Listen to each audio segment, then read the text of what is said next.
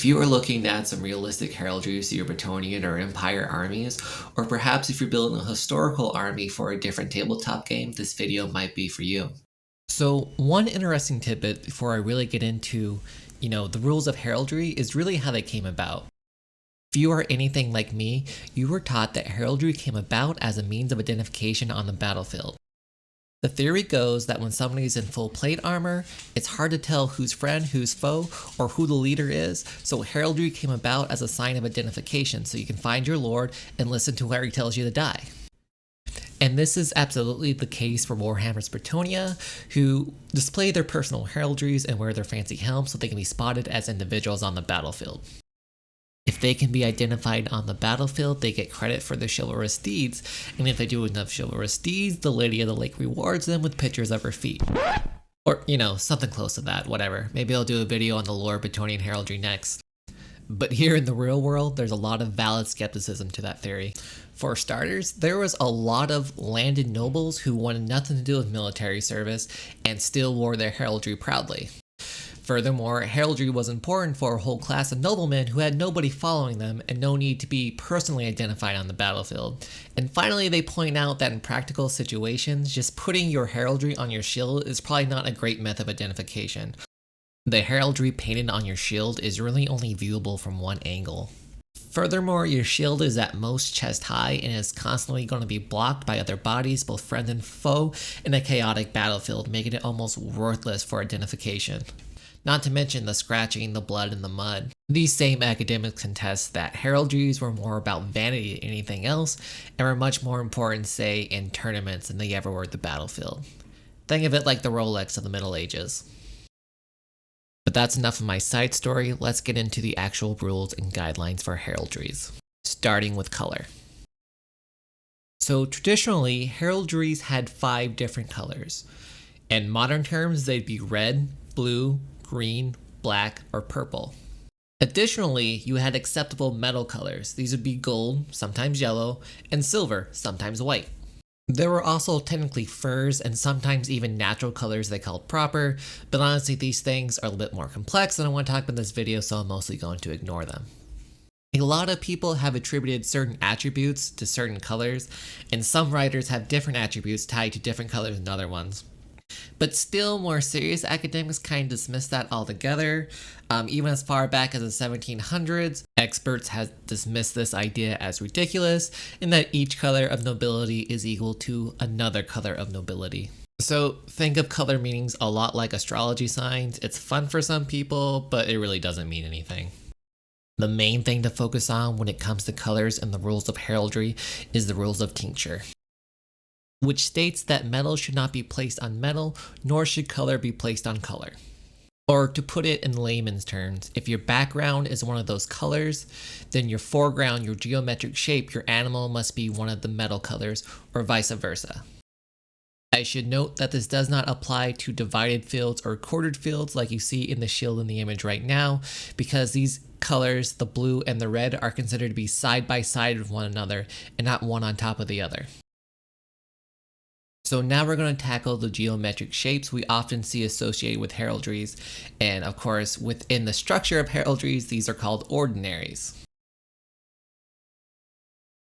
As far as I know, the accepted list of ordinaries are the fez, the pale, the bend, the chevron, the cross, the saltire, or for normal people an X, a chief, the bordure, and pile. The good news is that these are very basic shapes that you should be able to achieve very easily on your miniatures with a little bit of patience and some masking tape. And for quite a few heraldries, this was it. There was the color and there was the geometric shape on top. There was no charges, no animals on top of that. So using these basic shapes, you can make a lot of heraldries. The bad news is that in history, these ordinaries were, for lack of a better term, often used as a border to separate charges. This is an important part of creating some of the more interesting heraldries in history. However, that gets really hard to do when you're working on a miniature scale and trying to fit like 5 different water slide decals on one shield, or God forbid freehand it. This is probably why in the Warhammer universe, the charge, the animal of the heraldry, is often just large and superimposed on top of the ordinaries rather than separated by it. But if you have the patience to do it, it looks really cool. So there are a few other things to keep in mind when thinking of ordinaries when it comes to heraldry. Again, keep in mind they are an optional part of heraldries. You could have a heraldry with ordinaries and charges, with charges and no ordinaries, or with ordinaries and no charges. They follow the same basic rule of tincture, which is no color can be placed on color and no metal can be placed on metal.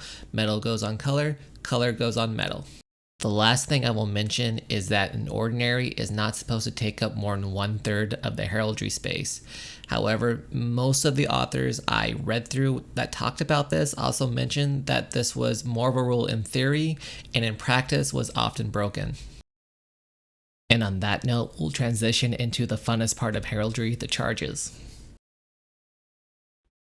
A charge is a heraldic term for basically the emblem that goes on top of your background, your ordinary, or sometimes both. When people first think of charges, their mind probably immediately goes to some of the more popular animals like a lion, or a deer, or a dragon. And by that, I mean basically people think of Game of Thrones. However, there is a great deal of variety in charges. Besides creatures and mythical animals, half moons were common, stars, crosses, circles, triangles, and of course the ever popular fleur-de-lis, which is something you're going to be very familiar with if you're doing this for Betonia. In general, there's just so many options here. I'm not really going to list them all. I just kind of want to cover some rules and frameworks around how to use your charges on your heraldries. Charges seem to have fewer rules associated with them than other things. There is no limit to how many charges you can have on a heraldry. You could have 0, you could have 12, it doesn't matter. The biggest rule to think about when it comes to charges is the tincture rule again, right? Don't put colors on colors, don't put metals on metals, put colors on metals, put metals on colors. The exception, of course, is if you're placing this charge over a divided background where one side's a color and one side's a metal. As both the metal and the color are background, they're now considered neutral, and you can put whatever you want on top of it, a metal or a color. Just be mindful and try to choose the most contrast possible so your emblem is readable. Along that same thought pattern, I did read that because these heraldries are supposed to be visible at a distance, the main charge in your design should be quite large and take up as much of the field on a shield as it can. However, a quick glance at a history book will show you dozens of heraldries that violated this rule, so maybe treat it more like a helpful tip than a rule set in stone. That being said, we are dealing with miniatures here, and obviously larger, more simple charges are going to be easier to see across the table than say smaller, more ornate ones, so this is actually a really good tip for what you're trying to do. The very last tip or guideline I'll give you when it comes to putting charges on your heraldry is to keep them realistic historically, is try to aim for symmetry and balance. This isn't necessarily a hard and fast rule, but it's just a matter of historically, symmetry and balance was considered ideal. And so the majority of heraldries you'll see if you flip through an old history text are ones that are balanced and symmetrical. If you place a little charge emblem on one side, you'll probably place it on the other as well. The very last topic I wish to cover today is field divisions. Or in more simple English, dividing your background into several different colors or tinctures. Historically, this was done sometimes just for style. You don't have to have a reason to have a division in your heraldry, perhaps you just wanted it.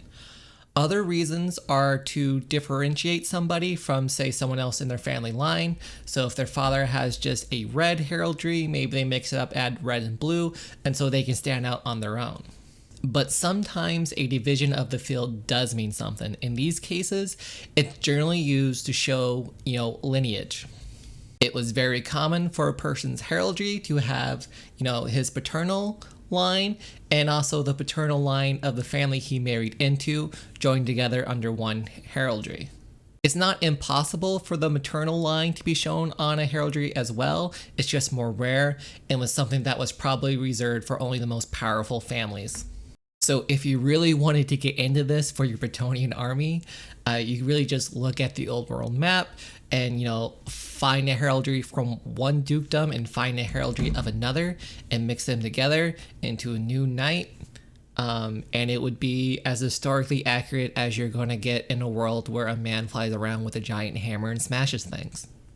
One more interesting fact I want to leave you with before I end this video is there is actually no rule about how many times a field can be divided. If a person wanted to show their family going back generations by dividing up their field and showing forebearer after forebearer after forebearer on both sides, that is perfectly allowed. It's weird, but it's allowed. As far as I can tell, the second Duke of Buckingham actually had the most divided heraldry in history, and it claims 719 quarterings, and it looks even worse than it sounds. Look, if you find a way to replicate this on one of your Grail Knights or something, first of all, A, awesome. B, for the love of God, send me a picture because I would love to see that. If you made it this far, as always, thanks for watching.